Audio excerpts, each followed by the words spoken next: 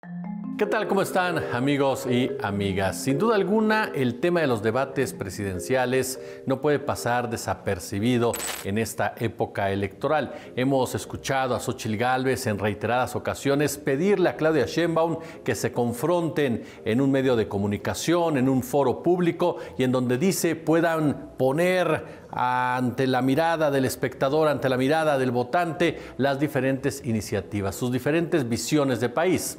Lo cierto es que por lo regular quien va en segundo lugar es quien pide precisamente el debate. Pero ¿qué tan trascendentales son? ¿Qué tanto influyen realmente en el ánimo del electorado? Diversos analistas, diversos expertos en la materia que usted ha escuchado precisamente en este canal han sido enfáticos en ese sentido.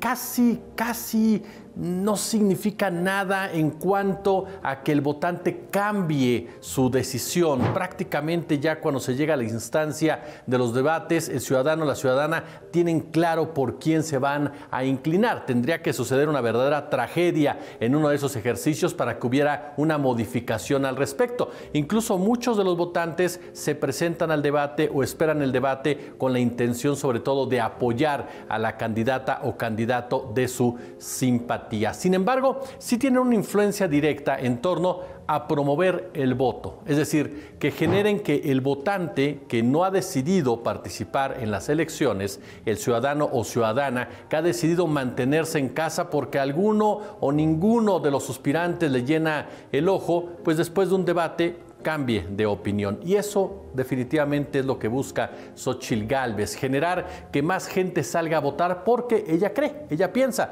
su equipo de campaña, que la gente que salga a votar lo hará precisamente por su opción, algo que no responde realmente a los designios, ni a las tendencias, ni siquiera a la lógica estadística. Pero ¿cuántos años llevamos ya de debates en México? 30 años. Este 2024 cumplimos 30 años de realizarlos. Usted recuerda el primero.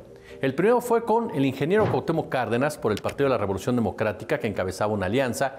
Por supuesto, Diego Fernández de Ceballos, el llamado jefe Diego, nunca he entendido por qué jefe, para mí un jefecito, Diego Fernández de Ceballos, y el doctor Ernesto Zedillo Ponce de León, quien asumía la candidatura del PRI después del homicidio en contra de Luis Donaldo Colosio. Fue un debate en donde el ingeniero Cárdenas intentó, por supuesto, involucrarse en una disputa que era entre Diego Fernández y Ernesto Zedillo, todo en un cuento perfectamente montado para hacernos creer que se estaba disputando realmente la presidencia entre el PRI y el PAN, aún y cuando prácticamente estaba decidida hacia el revolucionario institucional. Incluso el ganador del debate fue Diego Fernández de Ceballos, quien acabó literalmente con Zedillo, así como también con el ingeniero Cuauhtémoc Cárdenas, que fue el que realmente le dio mucha más pelea. Sin embargo, Diego Fernández decidió hacerse a un lado, retraerse de los medios de comunicación y dejar que Zedillo se enfilara solo hacia el triunfo. ¿Por qué razón?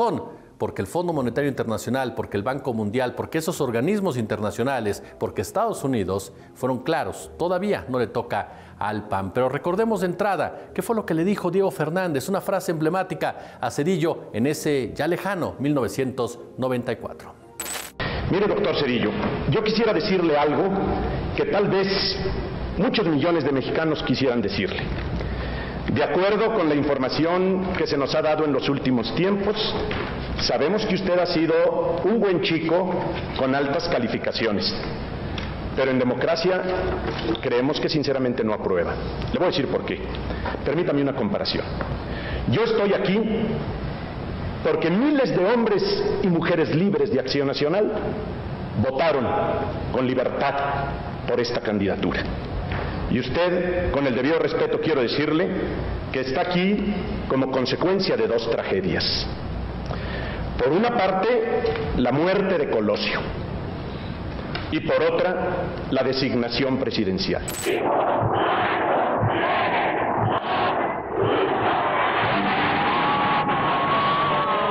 Y llegó el 2000, una época en donde los números mostraban una tendencia a favor de un candidato que irrumpió en el escenario político nacional de una manera muy particular. Un hombre que en su imagen recordaba a Pancho Villa, bigotón, de sombrero, por supuesto, bronco al momento de hablar, que en algún momento, siendo legislador, se puso 2 orejas de papel para mofarse del villano favorito, de Carlos Salinas de Gortari, que siendo gobernador de Guanajuato constantemente mostraba, rompiendo la ley de los tiempos, sus aspiraciones a la presidencia de la República y que de manera clara y llana tomó el control del Partido Acción Nacional junto con su grupo de seguidores. Vicente Fox Quesada, vaya personaje que en esa campaña demostró la importancia, la trascendencia que tenía ya, por supuesto, el manejo mercadológico, la mercadotecnia, lo que tiene que ver directamente con los espectaculares, lo que tiene que ver con los discursos diferentes. ¿Quién podría olvidar esa frase de víboras prietas y tepocatas?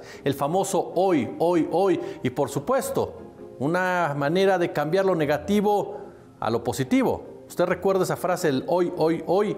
Fue precisamente a raíz de que en un evento en la casa del ingeniero Cuauhtémoc Cárdenas no se pusieron de acuerdo ni Cárdenas, ni La Bastida, ni Fox para desarrollar el debate. Fox insistió y en un episodio que lo pintaba con un personaje terco y necio, sus publicistas lo voltearon todo y lo convirtieron entonces en una demanda de cambio.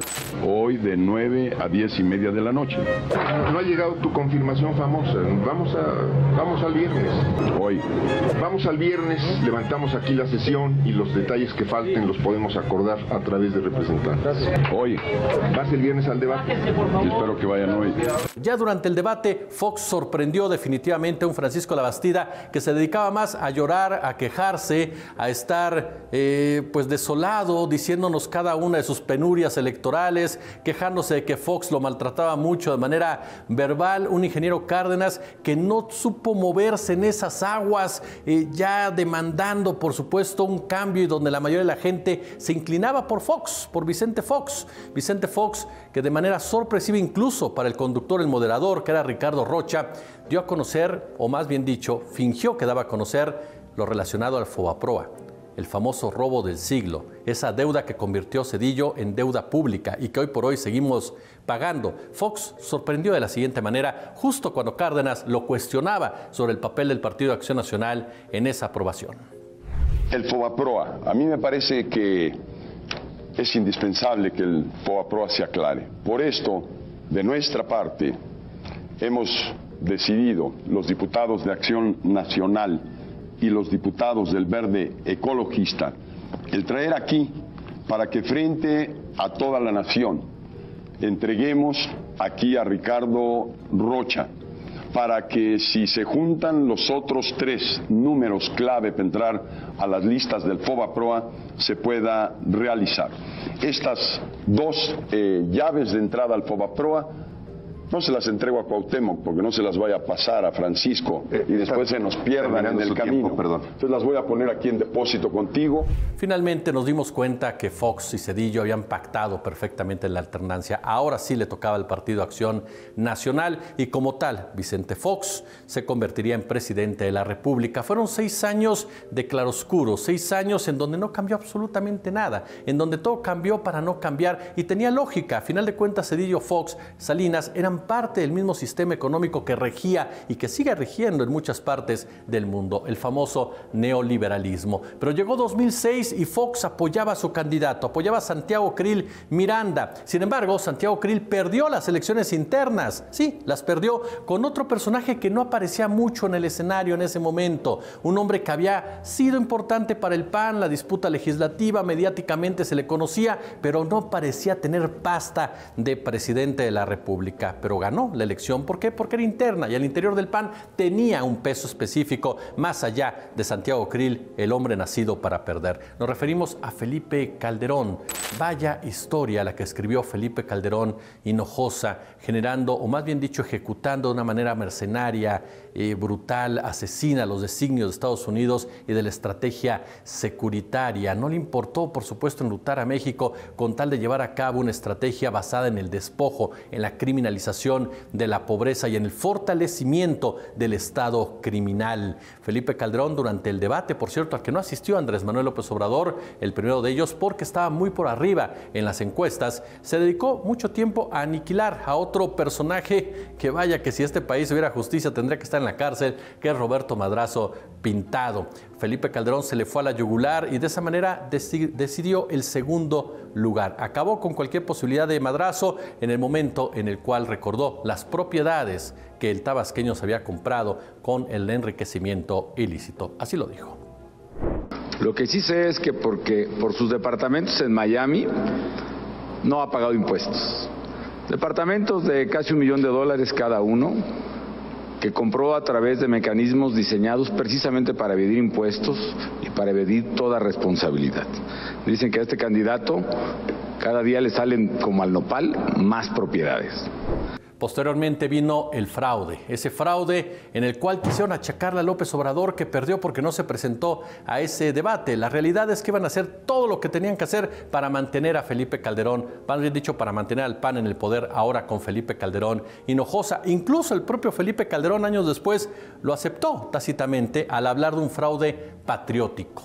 Un fraude que evitó que llegara una persona que según él iba a cambiar las cosas e iba a desandar el camino, iba a afectar los cambios que habían llevado a México a la modernidad, al desarrollo, cuando en realidad las asimetrías sociales eran todavía más profundas y el incremento de la pobreza era constante. Además, por supuesto, se hizo famosa aquella frase célebre, triste y mísera en toda la extensión de la palabra: el pobre nace pobre, vive pobre, muere pobre y hereda la pobreza. Pero Calderón decía que estaba avanzando, el único que avanzó fue precisamente en convertir este país en un baño de sangre. Y llegó 2012, Andrés Manuel López Obrador pagó ante la opinión pública, esa opinión pública manipulada por los medios de comunicación, pagó el hecho de haber cerrado Reforma, arrancó en un lejano tercer lugar por abajo de Josefina Vázquez Mota y del candidato favorito de las organizaciones, de los organismos internacionales y por supuesto el sector empresarial y el sector mediático. Hablamos de Enrique Peña Nieto, que si uno revisa los números de Peña Nieto como gobernador del Estado de México,